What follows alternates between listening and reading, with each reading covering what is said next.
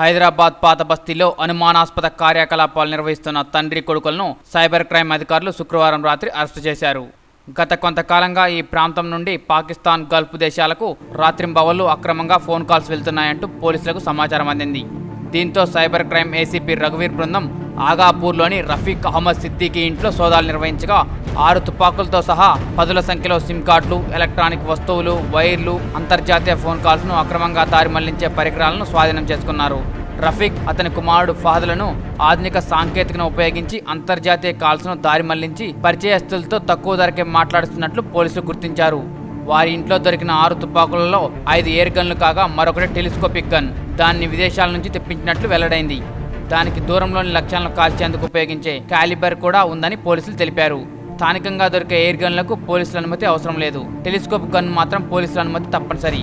ఈ తుపాకులతో ఏం చేశారనే కోణంలో పోలీసులు పరిశోధన చేస్తున్నారు. తమకు మొయినాబాద్లో ఫామ్ హౌస్ ఉందని, అక్కడికి వెళ్లేటప్పుడు తుపాకులు తీసుకువెళ్తామంటూ నిందితులు వెల్లడించారు.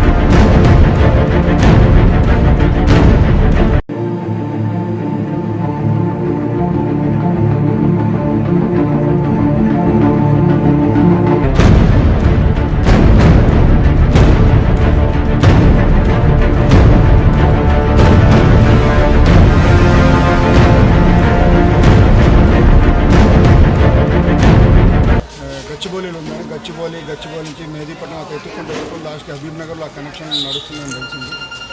ఉన్న టీసీ స్టాఫ్ అందరు తీసుకొని మేము చెక్ చేస్తే లోపల ఇంటర్నేషనల్ కాల్ చేసి చిన్న ఈపీ బ్రేక్స్ లాగా మెయింటైన్ చేసి కాల్స్ అన్నీ డైవర్ట్ చేస్తున్నారు. ఇంకా డిఓటీకి చాలా ఎక్కువ లాస్ అవుతుంటుంది, క్రోర్స్లో ల్యాక్స్లో లాస్ అవుతుంటుంది. అలాగే ఇల్లు సెర్చ్ చేస్తే కూడా ఏదో హై క్వాలిటీ ఎయిర్ గన్స్ ఉన్నాయి. ఎయిర్ గన్కి లైసెన్స్ అవసరం లేదు, అందుకే మీరు వేరే ఉద్దేశం ఏం పెట్టుకోవద్దు. ఓన్లీ ఇంటర్నేషనల్ కాలేజ్ చీటింగ్ జరుగుతుంది. ఫర్దర్ ఇన్వెస్టిగేషన్ ఏమంటే ఇప్పుడు కత్తులు ఇంటున్నాయి, మాంసం కోసే కత్తులు మీరు అవన్నీ అనుమానపడాల్సిన అవసరం లేదు కదా. వీడు ఒక్కడే అన్ఎంప్లాయిడ్ ఉన్నాడు కాబట్టి ఇట్లాంటి పని చేస్తున్నట్టున్నాడు. దీనికి ఏదో పైసలు వస్తుంటాయి. సో ఎవరు చేస్తున్నారు, ఇతనే చేస్తున్నాడా, ఇంకేదో ఉందా అనేది ఫర్దర్ ఇన్వెస్టిగేషన్. సార్ పేరు ఫహాద్ అహ్మద్.